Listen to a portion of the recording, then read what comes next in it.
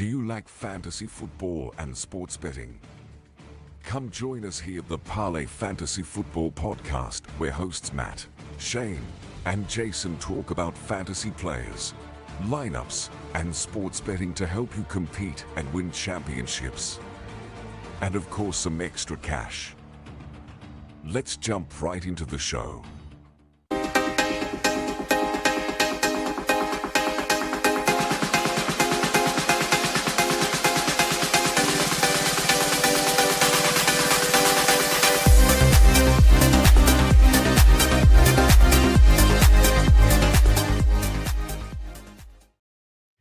Welcome back to another episode of the Parlay Fantasy Football Podcast. Matt, Shane, and Jason with you guys on this lovely evening.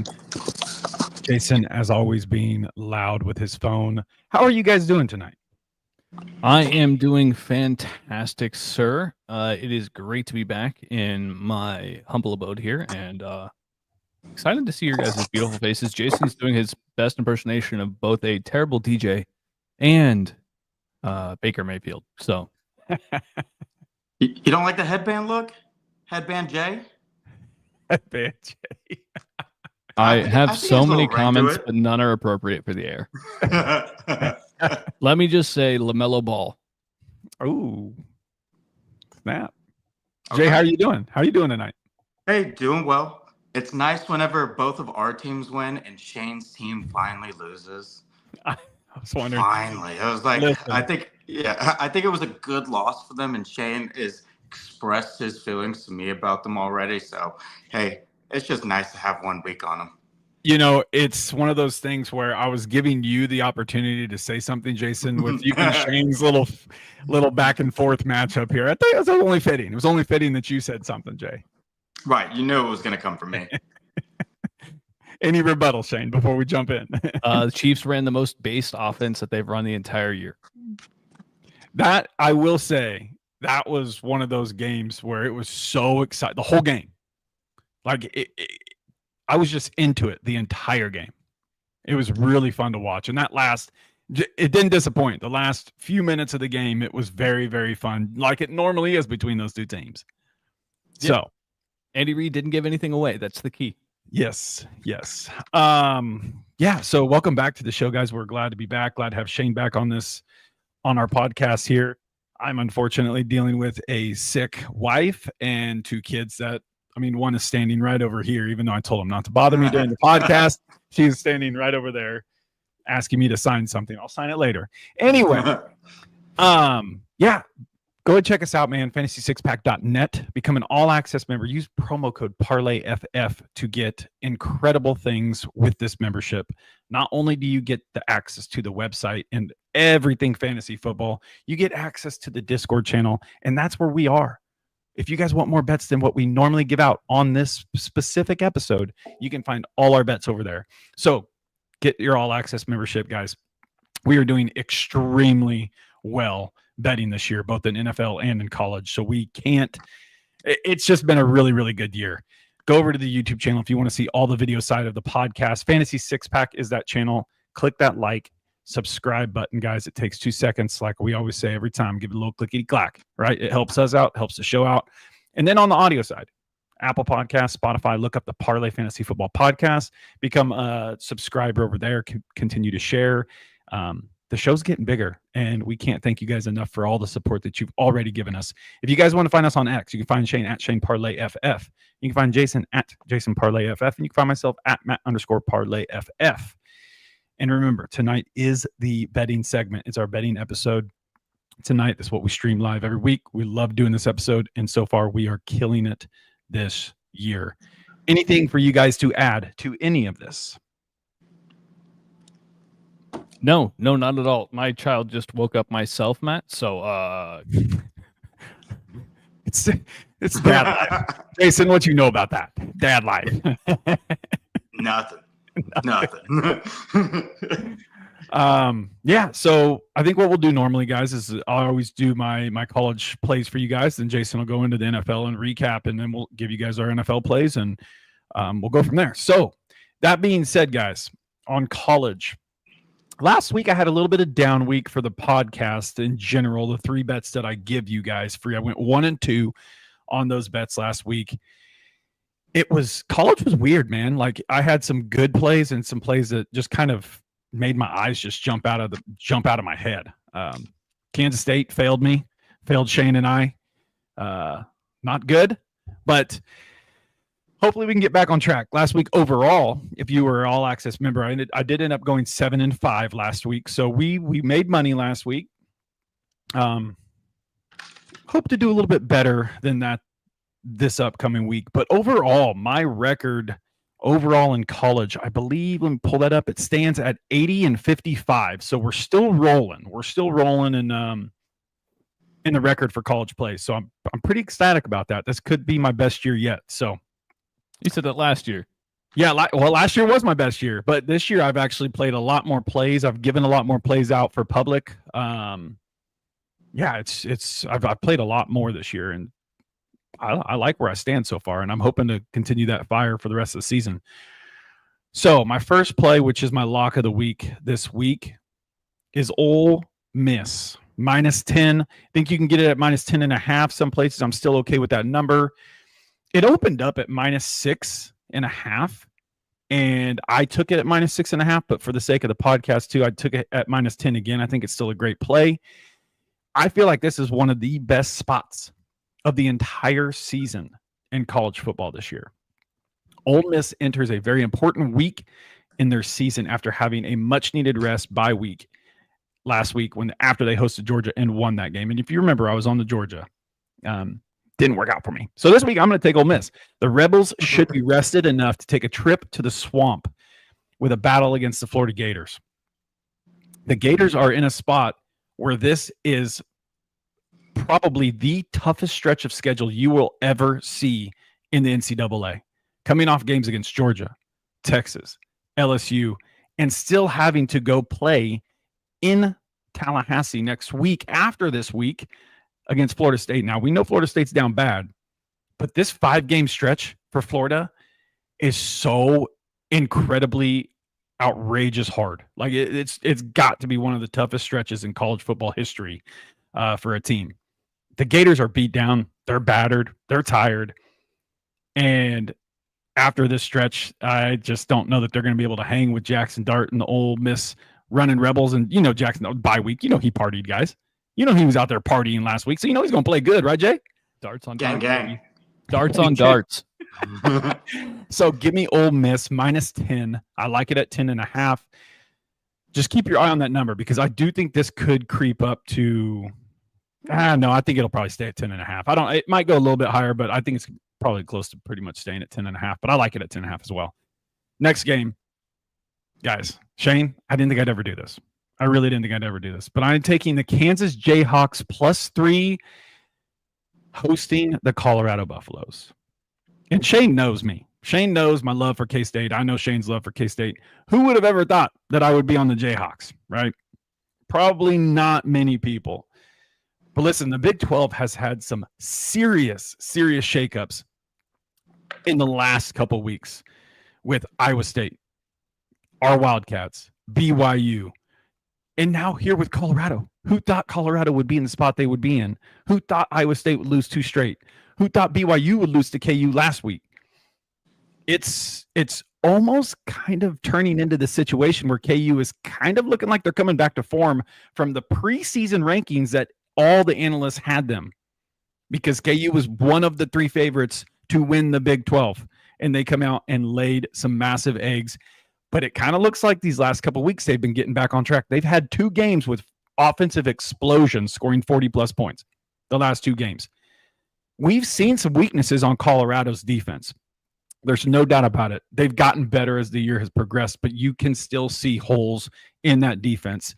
To me now, this almost feels like KU is going to be one of those teams that is going to spoil something for one of the Big 12 contenders, right?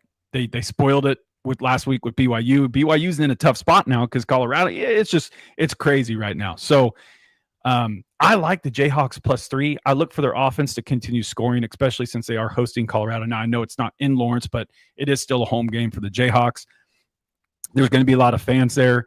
We know what Colorado's offense brings to the table. So this is a game where I actually don't mind taking KU +3. I don't mind sprinkling a little bit on the money line, and I don't mind even taking the over of this game because if KU's offense scores, this could be a high scoring affair here because we know Colorado's going to score. It's whether or not KU can keep up and then make that spoiler at the end of the game. That's my opinion, but I do like KU +3 right here in this spot. Matt, I'm gonna ride with you, and I'm riding money line for KU. They were one of the best. They were one of the best. Like, okay, the issue KU had all season was finishing games. They lost. All of their losses have been from less than a touchdown. Like, and they proved that right when they beat BYU, who was on the opposite end of the spectrum. They'd won every single one. Overrated. And so, like, it makes sense to be on KU at this point because the trend, they buck the trend. And maybe they get some additional confidence and can close out the season strong. Yeah. Plus, they're a good team. Right, they're a really good team. What's that, Jay? Yeah, Kansas is hot right now. I think we all would have agreed that BYU was overrated and got lucky in a lot of games this year. I do agree they did get lucky, but going to Provo, which is one of the toughest places to play, it's a very tough task to even beat a mediocre team. And KU, it was close. It was a close game, but they proved a little something last week against BYU, and I think they continue that trend. So I like KU +3. I like the money line, and I also like the over in this game as well. My last play for you guys this week is I don't have an explanation on this. Actually, Shane, can I give out 2 more? I won't do long explanations. Can I just do 4? Sure. Is that permissible? I don't have any. Yeah. All right, let's do this. I'm going to take SMU -9.5. This team, the way that they play, their offense is explosive. They are fast all over the field. They're going to Virginia this week, but Virginia hasn't been a team that's really been. They've been kind of hot and cold. I don't know if they're going to know what to expect with this offense in SMU because they do fly so fast all around the field on offense. I like SMU at -9.5 in this matchup right here. And I am going to give you guys an extra play here. And this is my big potential upset. Okay. I am taking the Indiana Hoosiers +12.5, traveling to Ohio State to play the Buckeyes. Now, this is going to be a very tough game for the Indiana Hoosiers. This is a spot for me. I've been on them all year. You guys have heard me talk about them all year. This is a spot where go out and prove it, right? Their coach, I said it a couple weeks ago, their coach is a savage. He's a savage. He does whatever he can to make sure that this team plays the way they do on offense. He's hopefully going to stay hot coming off a bye week. We've seen some weaknesses in Ohio State. Now, I know they lost at home against a very good team. But I put Indiana in that category. They are undefeated, and they get some talk, but then it's just like they're in the shadows. I'm looking for this offense to keep it close. I do have Ohio State winning this game and Indiana having their first loss, but I'm hoping Indiana can keep it within that 12.5. It's a spicy play. You have an opportunity here to win some good money if it does hit, and we have hit some really big upsets this year. So give me the Indiana Hoosiers +12.5 here in this spot. Sheesh. That's right. It's not the basketball Hoosiers, right? No. This is the football Indiana team that is just red hot on offense. Sure. You said the swinging fence. They're running the swinging fence on offense. So those are my college plays, boys. Love it. Love it. All right. Well, who's kicking off the football? Because we all did pretty well. Jason, can you recap for us, my guy? Got y'all. Hey, guys. We did great last week. Maybe your boy not so much, but we all were at 500 or better. So real quick, last week on the free plays that we gave out to y'all on the pod, we went 6-3 as a group. Pretty damn good. That's one of our better weeks that we've had on our free plays. And last week was kind of weird in a sense with some of these teams, but we nailed it for y'all. And real quick, just an overview of how we did in totals. Last week, your boy went 3-3 I stayed at 500. Matt undefeated last week at 4-0, attaboy, and Shane at 5-2. So, guys, last week overall total we went 12-5 as a group. Our locks we went 3-0. All 3 of our locks hit for y'all. So if you only just wanted to do the locks that we felt really good about, Y'all, you went 3-0. Our locks go to for the season. All of us are at 7-4 as a group. So hell yeah, guys. Good job. Let's keep it up. Let's keep the ball rolling. Season totals, your boy's at 32-23. Matt is at 29-21-1. Shane is at 37-32-2, which brings us to an overall group total at 98-76-3. We're almost to that 100-win mark, and we're plus money by a lot right now. We don't really count units as a group, but if you're just going off wins and losses, we're doing a hell of a job right now. So with that being said, Matt, you get to kick it off. You had an undefeated week last week, so let's hear him stay hot. All right. Back in the hot seat. All right. Well, I'll try to make this quick so y'all can do some talking. My voice is kind of hoarse if you can't tell. My first game of the week, my lock of the week actually is the Detroit Lions -7.5 playing at Indianapolis. I went back and forth with this game a little bit. It ultimately came down to Detroit is the hottest team on offense right now in the NFL. Like I feel like nobody can stop the running backs. They're both running back ones seemingly. Their wide receivers are hot. Even Jared Goff throwing 5 picks and they still win the game. It is something that's kind of unbelievable to me. Until someone can prove that they can slow this offense down, 7.5 is a number against a team. I know it's Indianapolis, but man, they've had so many close games. They've had some blowout losses. I just don't know that the Colts defense is going to be able to slow down this Detroit surge of offense in this matchup. So I'm going to take the Lions at -7.5. That number just it sits real well for me. My next game, guys, is Tampa Bay Buccaneers -5.5 versus the New York Giants. The Giants have thrown in the towel. They've thrown in the towel. They're going for the number 1 overall pick. You pay a backup quarterback, and listen, you pay a backup quarterback $4 million to come in. He has proven to be the number 2 guy. They bypassed him after saying they're going to bench Daniel Jones and they're going to start the clown show of Tommy DeVito. It's entertaining. It's entertainment. Will they win games? Probably not. At this point, I feel like they're just in the cards to say, you know what, we're just gonna throw in the towel and go for the number 1 overall pick. The Buccaneers should get Mike Evans back. We know what Laser Mayfield's been doing all season. He's looking like a fire quarterback. They need to continue to win games. If Mike Evans truly is back this week, I don't think the Giants are going to be able to do anything against the Buccaneers, especially in Tampa Bay. So I like the Buccaneers -5.5 in that spot. And then the last game is the Los Angeles Rams +2.5 at home against the Philadelphia Eagles. We know the Rams, what they looked like last week. They did look like a very good team. Matthew Stafford throwing touchdown after touchdown after touchdown after touchdown. Puka Nacua getting involved, getting hurt, coming back in the game. Cooper Kupp getting involved, probably the easiest 70-yard touchdown catch of his entire career. We know that there was a little bit going on. There was a little bit of luck going on there. But for me, I look at the Philadelphia Eagles. I can only think of maybe 1 or 2 games where I've seen them blow a team out. It's been a pretty close matchup almost every single week. It almost looks like the Philadelphia Eagles, if you can get up on them in the first half, because they do not look good in the first half. Saquon Barkley is their savior. If you can get up early on the Eagles in the first half, it's going to be hard for them to come back and win a game. The question is for me is can the Rams do it this week? Can they continue to stay hot this week at home versus a team that is good, but they've had a lot of luck go their way. They are probably the luckiest 8-2 team. Are they 8-2? Is that their record, Shane?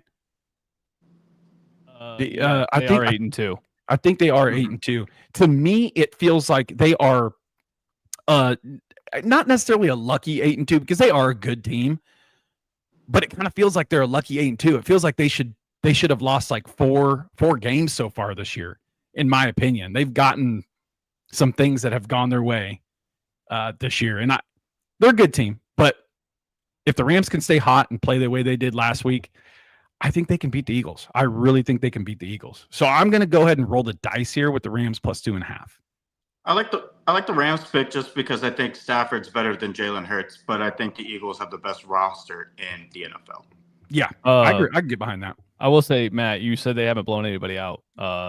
They just won against the Commanders 26-18, beat the Cowboys 34-6, and then beat the Bengals 2 weeks prior, or the week they barely beat the Jags, but then they beat the Bengals 37-17.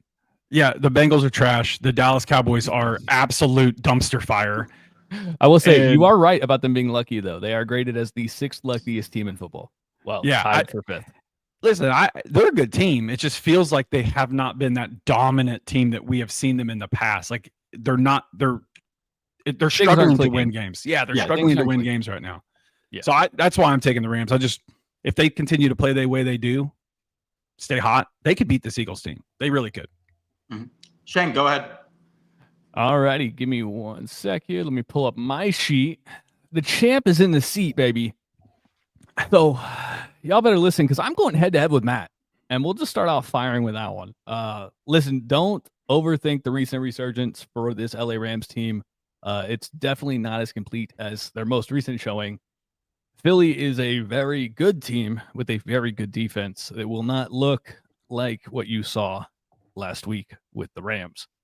So I will take the Eagles -2.5, and I think it's playable up to 3.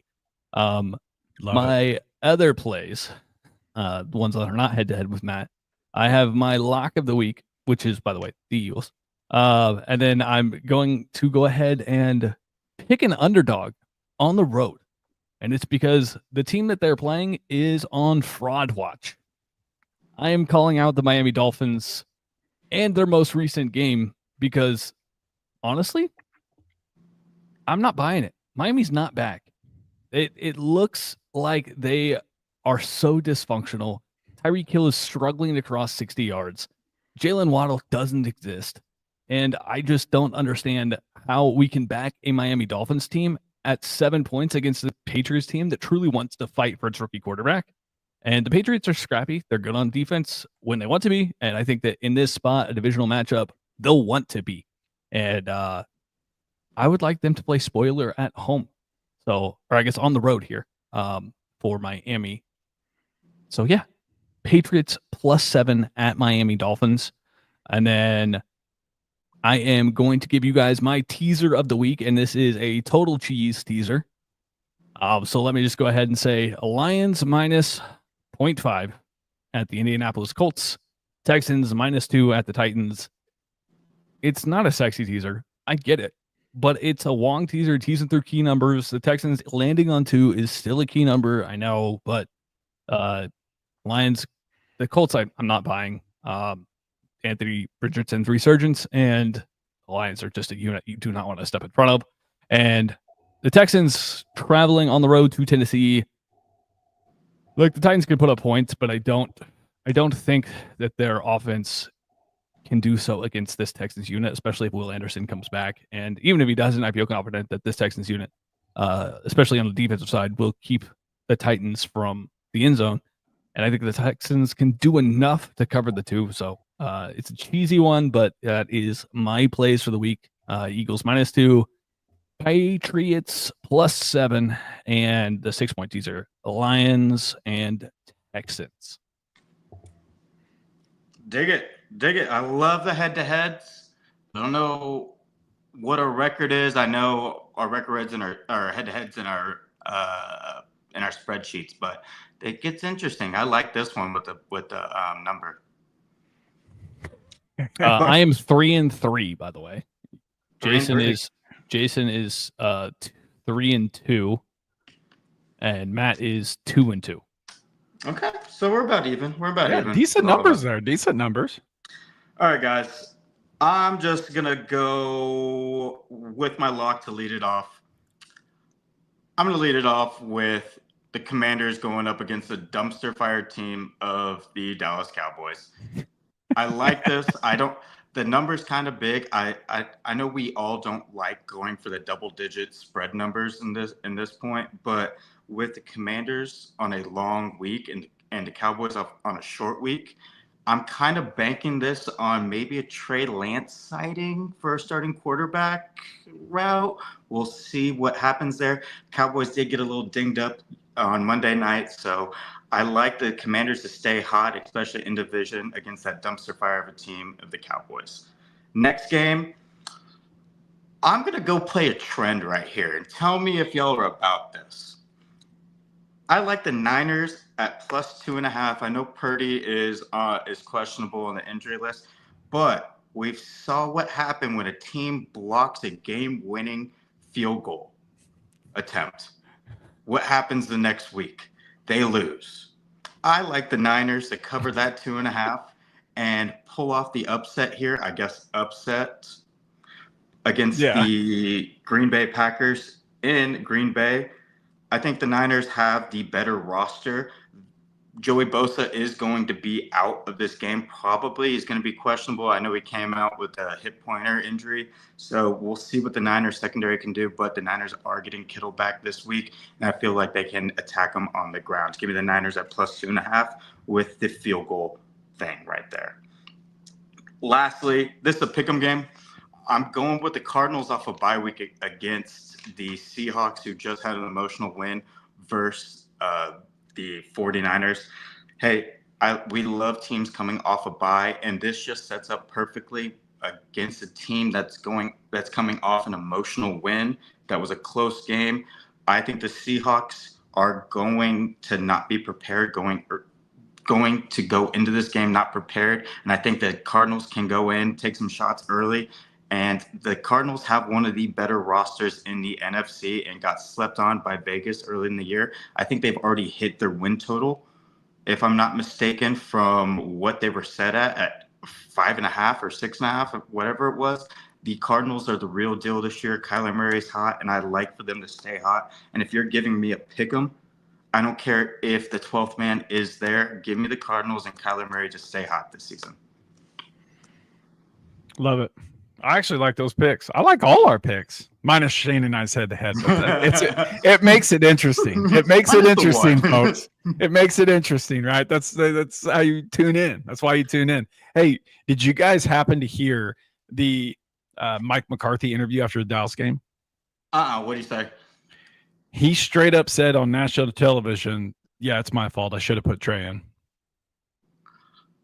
He actually said that. He said, at one point, I just wanted to see where we were at, but that's my fault. I should have subbed Trey in.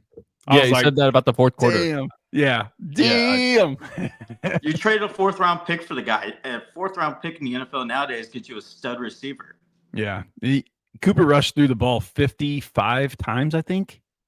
Yeah, he had 60. He had 60 plus dropbacks in the game. That was absolutely brutal. Brutal. But guys, we do have a dog parlay for you this week. You know, we always leave you with a plus money parlay that is super juiced. And Matt, since you did the best, you get to go again. Matt, who do you got for this week in the dog parlay? This week's dog parlay, give me the Chicago Bears money line. Ooh, okay. I like that. Speaking of a team that I talked about earlier, give me the New England Patriots to play spoiler in Miami. Love that. Yeah, mine is kind of gross too. I think Shane, you had the biggest odds on yours. What was that? Plus 285, right? Yeah, plus 285. Yeah, I'm going gross.